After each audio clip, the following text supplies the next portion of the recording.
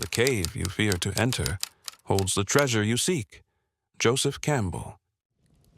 Your life, right now, at this very moment, it's following a pattern that's older than civilization itself, older than written language, a pattern that appears in every culture, every religion, every mythology, from ancient Greece to modern Hollywood, from the Buddha to Luke Skywalker, from Moses to Harry Potter.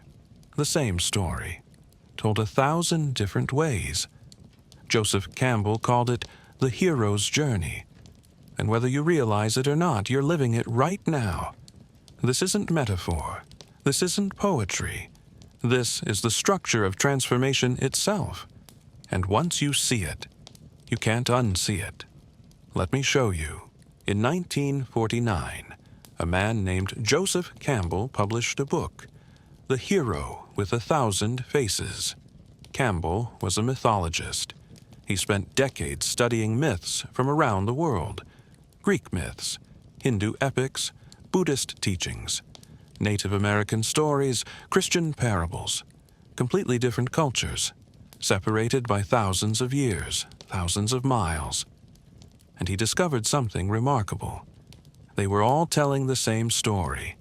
The structure was identical. A hero leaves home, faces trials, reaches the darkest moment, transforms, returns changed every single time. Campbell called this pattern the monomyth, the hero's journey. But here's what most people miss. This isn't just a storytelling device. It's a map of the human psyche. Carl Jung understood this. He said that myths aren't created by cultures. They emerge from the collective unconscious. These stories repeat because they're built into us. The hero's journey isn't something we invented. It's something we discovered, because it's the structure of psychological transformation. And that transformation, that journey, is happening in your life right now. So, what is this journey? What are the stages? Campbell identified 12 steps, and I'm going to walk you through each one with 2 examples. One from mythology or fiction, one from your actual life. Because this isn't abstract, this is real. Let's begin. Every journey starts here, the normal world. In Star Wars, Luke Skywalker is on Tatooine, a boring desert planet, working on his uncle's farm. In your life, this is the routine, the job you've had for years, the relationship that's comfortable but stale, the life that's safe but unfulfilling. The ordinary world isn't bad. It's just ordinary. And something in you knows there's more. Then something happens. An invitation, a challenge, a possibility you can't ignore. For Luke, it's Princess Leia's message. Help me, Obi-Wan Kenobi. You're my only hope. For you, it's the moment you think, I want to start that business. I want to leave this job. I want to pursue that dream. It's not logical. It's not practical. But you can't stop thinking about it. That's the call. And what does Luke do? He refuses. I can't get involved. I've got work to do here. Sound familiar? I don't have time. I don't have money. I'm not ready. Maybe later. We all refuse the call at first, because the call asks us to leave the ordinary world, and that's terrifying.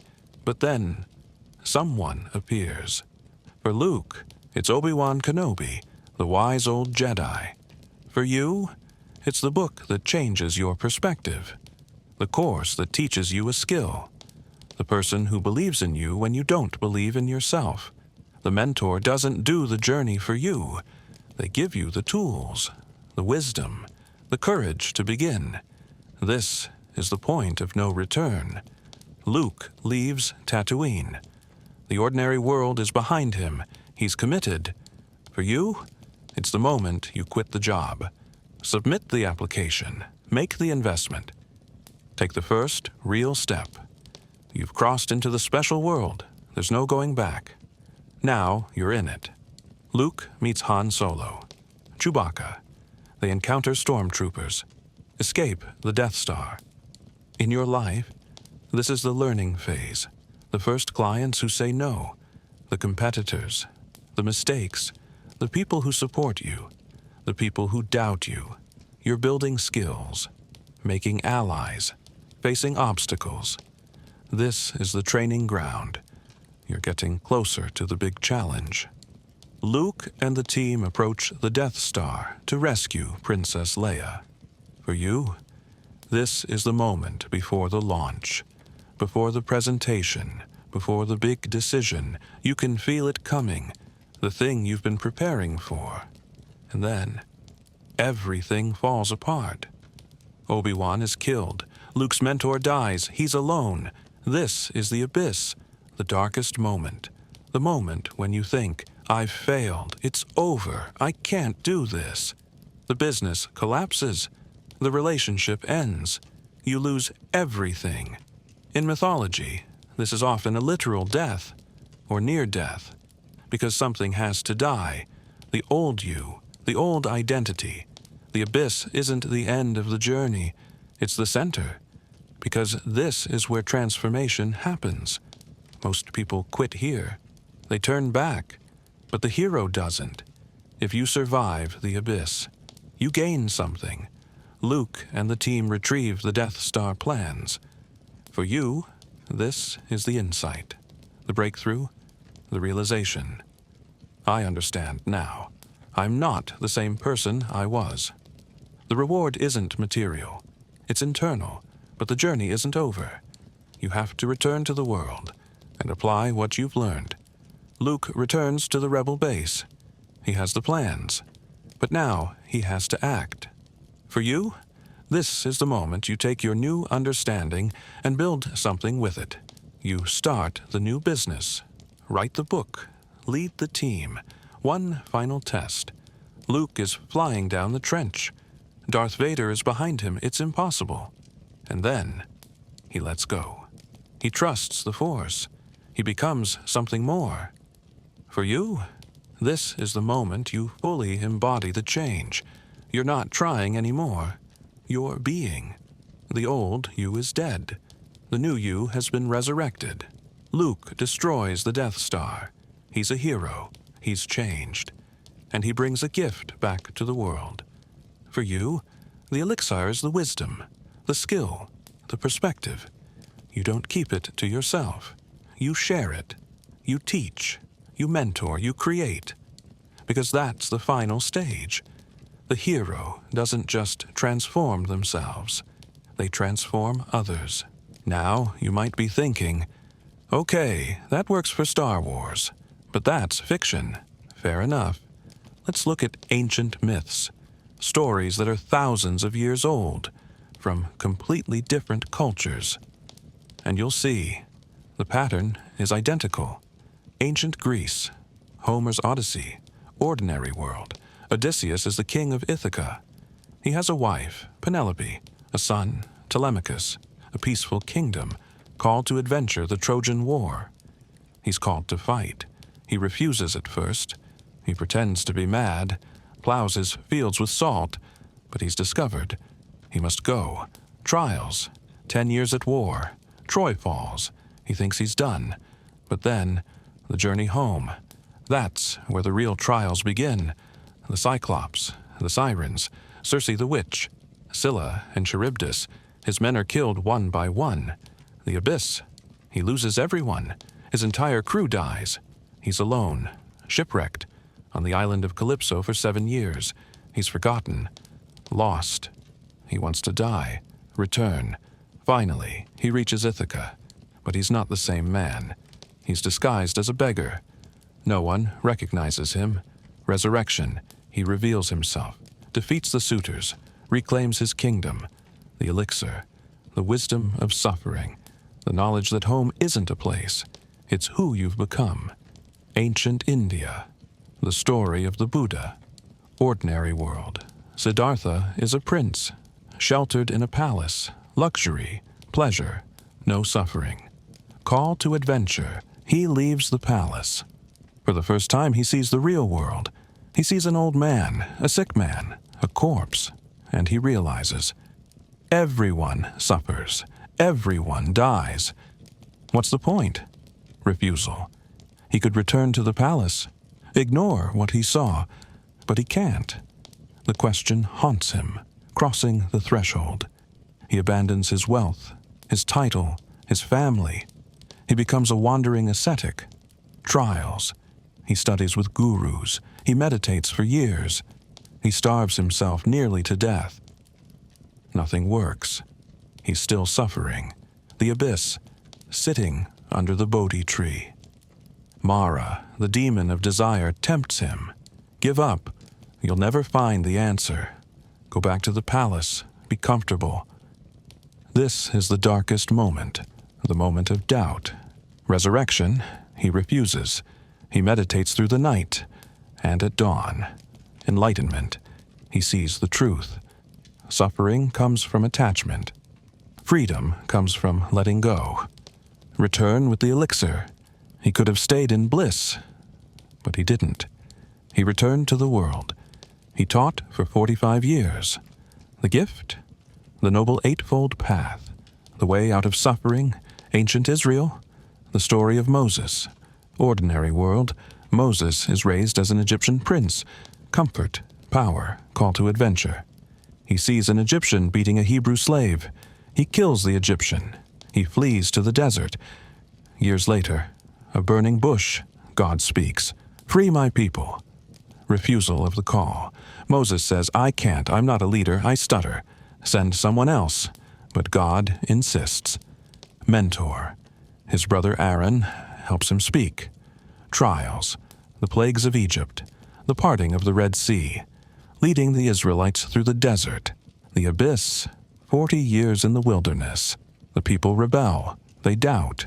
Moses himself doubts. Why did I take this on? We should have stayed in Egypt. The lowest moment. Lost in the desert. No clear path forward. Resurrection. Mount Sinai. Moses ascends. 40 days. Returns with the 10 Commandments. Return with the elixir, the law, the covenant, the structure that will guide a people. Moses doesn't enter the promised land, but he delivers the gift. 3 myths, 3 cultures, thousands of years apart. Greece, India, Israel, the same story. The hero leaves, faces trials, reaches the abyss, transforms, returns with a gift. This isn't coincidence. This is the pattern. 3 myths, 3 cultures, thousands of years apart. Greece, India, Israel, the same story. Now, let's look at 3 people from our time. 3 very different lives. 3 very different challenges, but the same journey.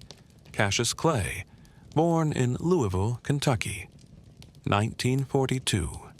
A black kid in segregated America. Ordinary world. When he was 12, someone stole his bike. He went to the police station, furious.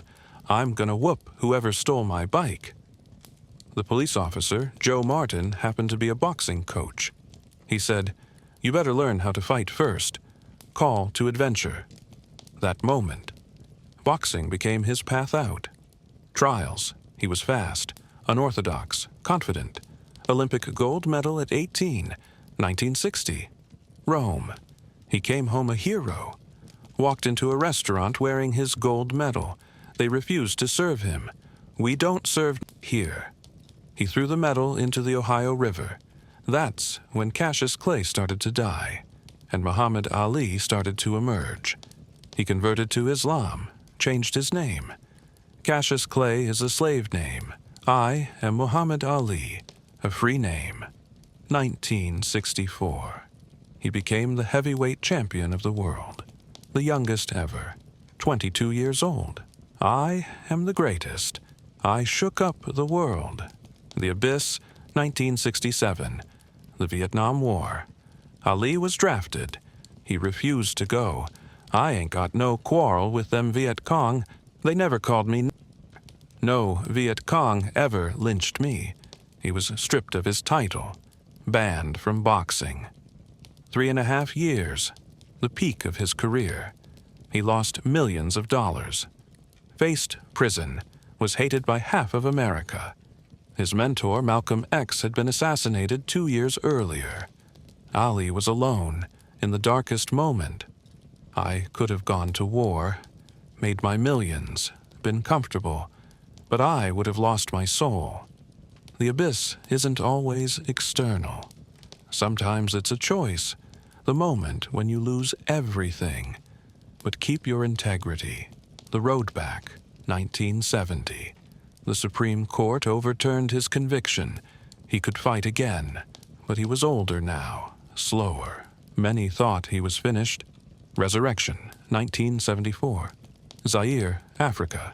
The rumble in the jungle. Muhammad Ali versus George Foreman. Foreman was undefeated. A monster.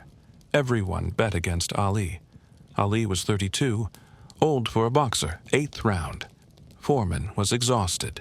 Ali saw the opening, knocked him out. The crowd erupted. Ali Bomaye! Ali Bomaye! Kill him, Ali. He had returned, not just to boxing, but to himself. Return with the Elixir. Ali didn't just win fights. He proved that you can lose everything and still win. That principle matters more than money. That's standing for what you believe is the ultimate victory. He said, "Champions aren't made in gyms. Champions are made from something they have deep inside them. A desire, a dream, a vision. That's the gift Ali brought back."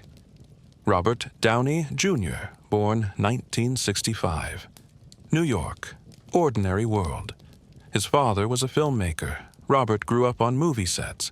He was in his first film at 5 years old. His father's film. His father gave him drugs, marijuana, at 6 years old. "It was like bonding," Downey said later. "My dad and I getting high together." That's the ordinary world. Dysfunction disguised as love. Call to adventure. Acting. He was brilliant at it. Trials. The 80s and 90s. He was everywhere. Chaplin, 1992. Oscar nomination. Everyone said he'd be a legend. The abyss. But the drugs never stopped. 1996. Arrested. Cocaine. Heroin. Found in someone else's house. Naked. In their bed. They called it the Goldilocks incident. He was sentenced to rehab. He missed court-mandated drug tests. Arrested again. And again. 2001. He was cast in Ally McBeal, a comeback role. He was brilliant. Then arrested again. Fired from the show. He went to prison. California Substance Abuse Treatment Facility. He said later, "I was sitting in a cell, and I realized I can die here, or I can change." Meeting the Mentor, 2003. On the set of Gothika, he met Susan Levin. She was a producer, strong, clear. She saw through him. They started dating. She gave him an ultimatum.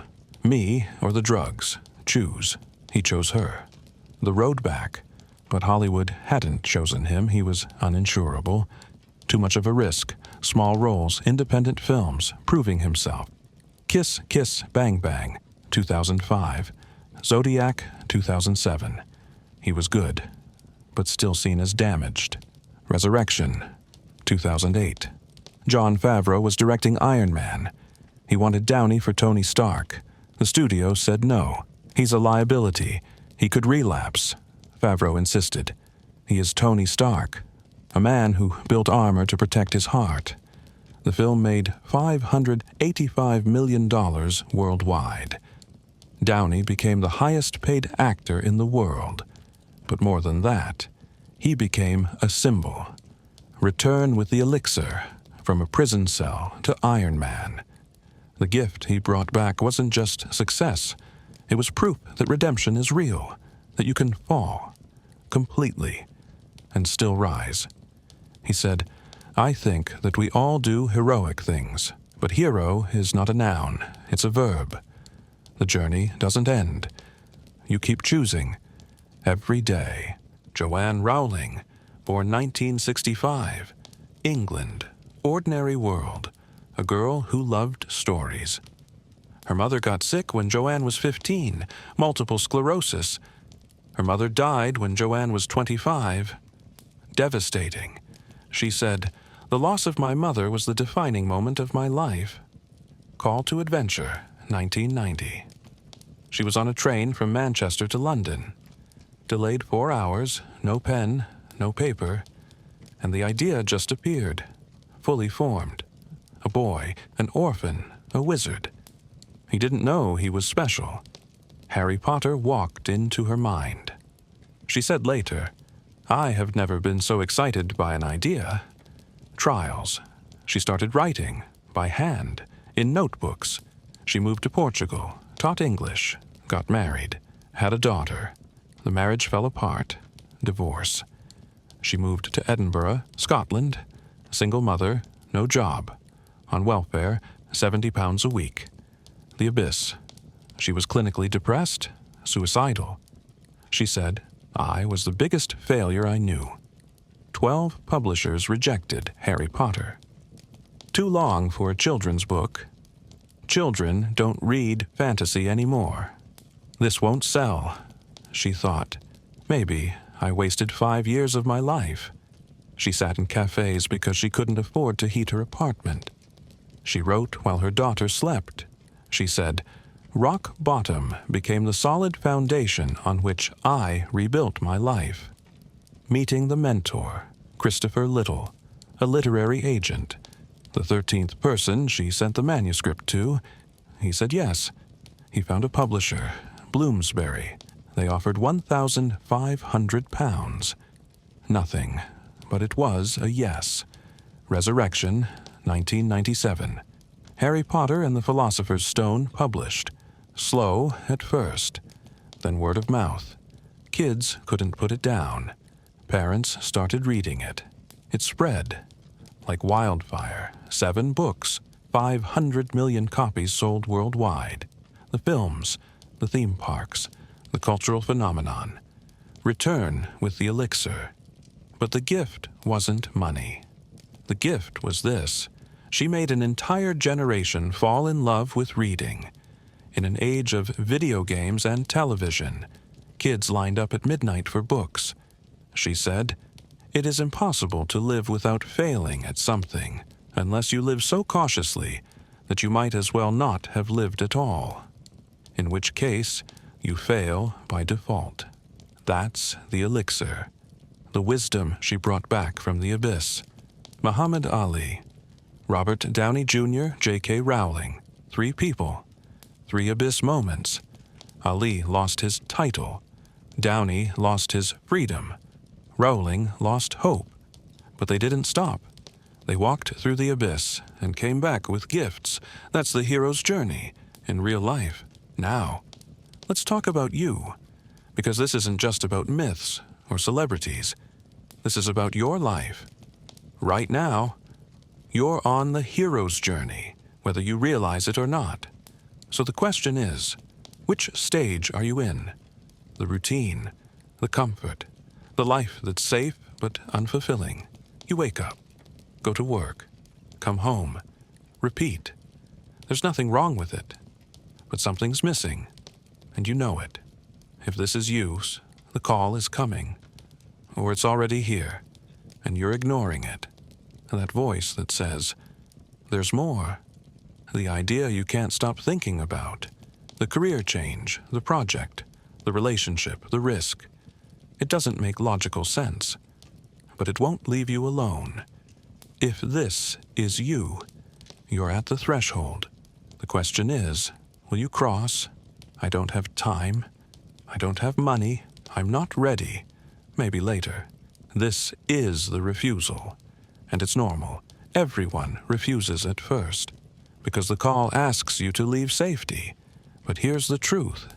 Later never comes. The call doesn't wait forever. You've started. You've quit the job, moved to the new city, started the business, ended the relationship.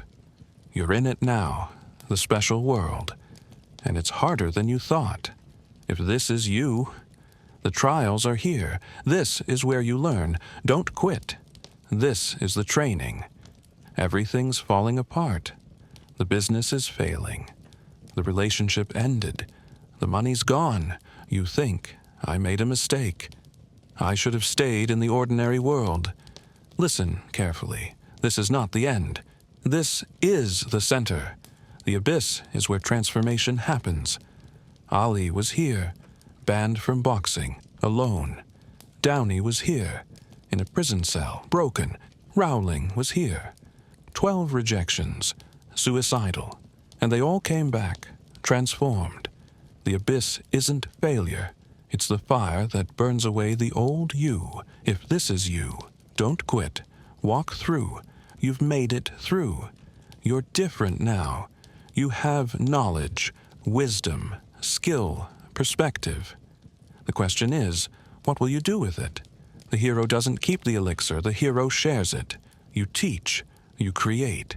You help others on their journey. That's the final stage. Here's what most people don't realize. The hero's journey isn't a straight line.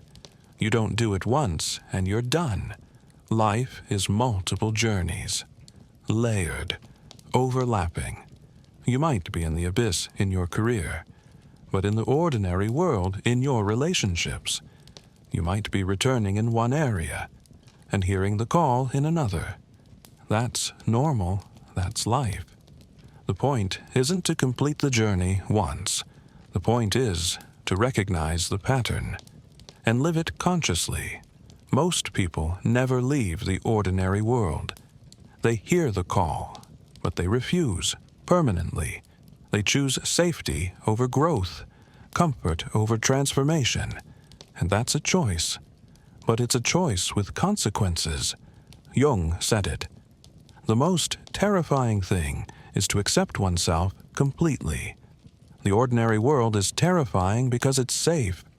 The call is terrifying because it's unknown. But here's the paradox. Staying in the ordinary world, that's the real death.